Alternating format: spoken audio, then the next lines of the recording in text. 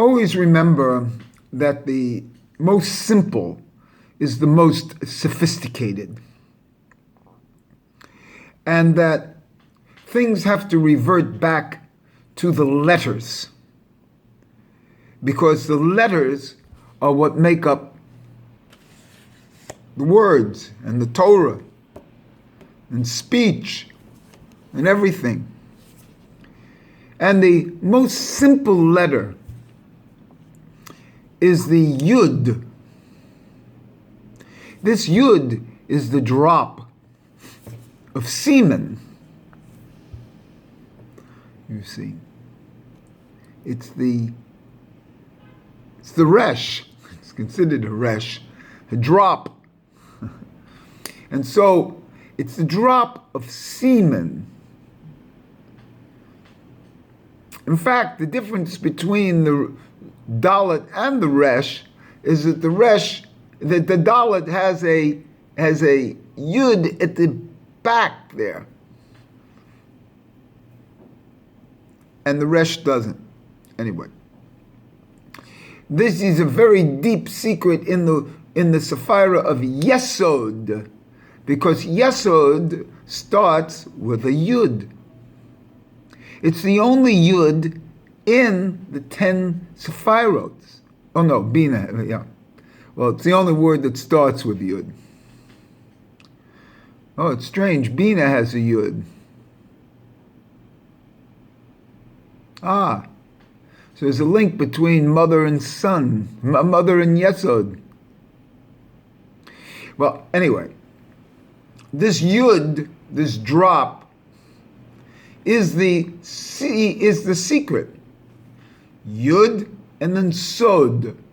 Sod means secret. And this yud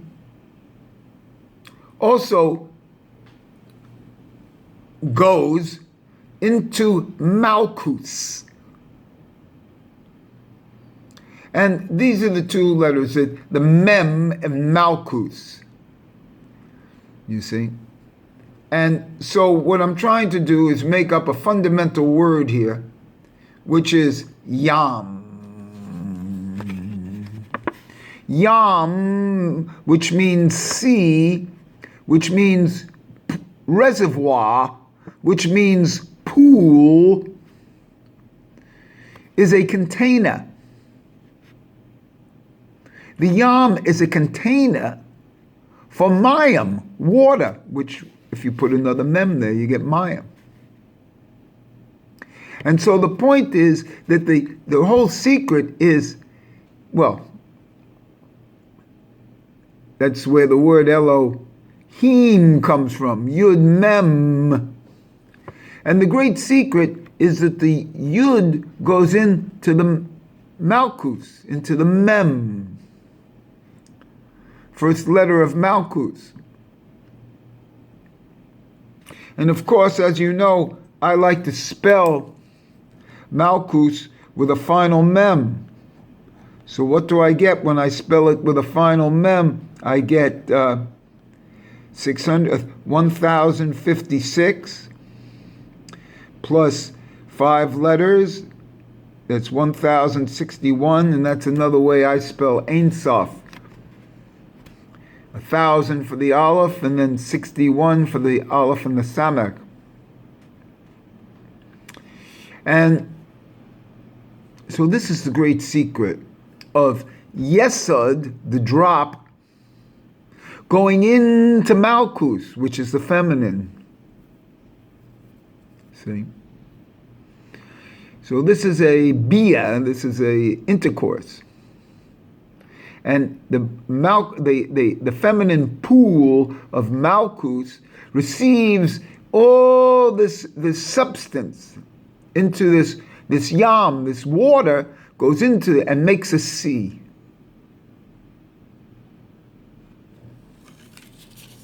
So there's a fundamental of a yam. Even the sea of reeds, they call it reeds. They're vertical poles, phallic. So here's this water I even have that terminology in a much deeper sense. In the Shema, they talk about Yorei v'malkus. That's the former rain and the later rain. The first rains and the second rains. And the Yorei is the Yud, and then the Vav, and then the Mem, Malkus. And so if you put the two together, you have Yorei, Malkus. And if you put the Vav in it, you get a real deep secret here, which is the Yom. So really, Yam is the sea, is the source, and then Yom is also a Yom means day, and what is it a day of? Day can also mean a day of including night. It can be a pool of light, of ore. And this is what's to be meditated on. And it even brings into effect the first word of the Masechta Pesachim, or, when they're referring to night. So these two words are related, obviously. Yam is the two-letter seed, and Yom with the Vav. And if you connect the two sephirots of Yesod and Malkus with a Vav, because in a certain sense, all these passes, all these transitions from states to states are with the letter Vav. All the 22 paths in the tree of the 22 paths in the tree of life are Vavs. So in a certain sense, we have Yud as the first letter of Yesod, and Vav as the channel to Mem, and that's Yom. So every connection here is a Yud, a Vav, and a Mem from Yesod to Malkus. It's a Yom. It's a Yom Echad. It's a unity of Yesod as a representative of everything above into Malkus in a sexual sense. And this word Yam, which is the root of this, can be Yud, Mem, that's 50.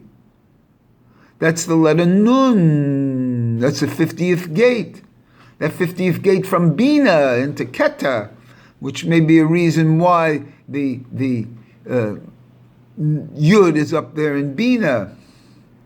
And the whole idea but also the Mem in Yam is spelt final Mem, which is also 600.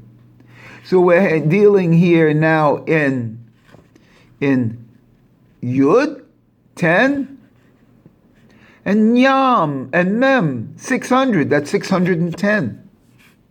In a certain sense, if I spell out completely the Yud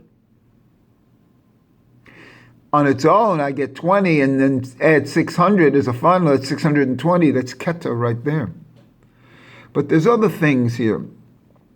As Yam at 610, if I add 1 for all, I get 611, that's Torah. If I add 2 letters, it's 612. 610 plus the 2 letters, 612, that's bris. And if I add 2 letters plus 1 for the word, I get 613, that's the number of mitzvot. So all this is permissible and evident in the word Yam. But not only that, if I add the real completion of the Yam, if I spell it out, I get Yud for 20, and then Mem. That's 100. So it's 50, 100. That's like the idea of the terumas. But then if I spell out the mem as mem, final mem, that's 640 plus 20, that's 660. And 660 is the samech, and the final mem within the samek within the final mem is 660. And if I add 1 for all, that's 661, so it's actually my symbol.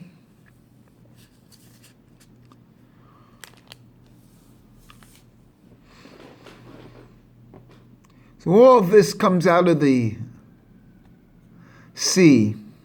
All rivers run into the sea, and the sea is never full. These are all sexual components. And this reservoir of water, and because we're made of water.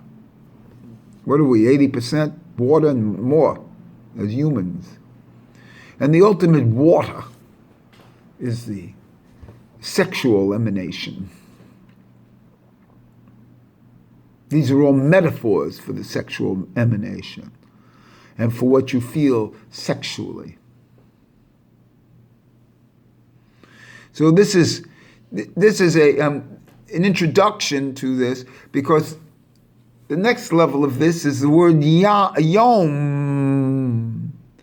and how the yom is another type of pool. It's an astronomical concept of day, which is of course fundamental. So I'm interested in the essence, fundamental levels, you see. That's what I'm interested in. And these are the things that have been, in a certain sense, left behind. So today, just a few moments here on the concept of Yam, which is a pool. Yam is a container of water. It's beautiful.